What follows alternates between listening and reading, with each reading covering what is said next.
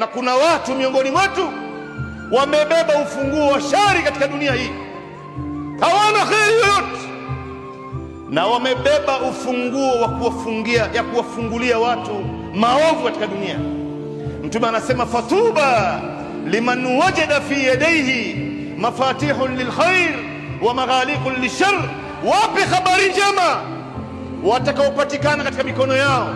Wamebeba ufunguo wa kheri katika maisha ya watu, na wamebeba ufunguo wa kuwafungia watu mabaya isiweze kuwafika, na adhabu kali itawafika wale ambaye wamebeba ufunguo wa shari katika maisha ya watu.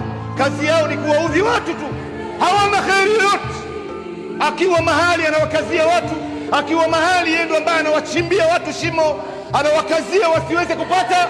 Mahali popote alipo yeye ni shari, apate kujua kwamba adhabu ya Mungu inamgojea mbele ya Mungu, na hapa duniani Mungu atamuonesha mwanzo hapa tu.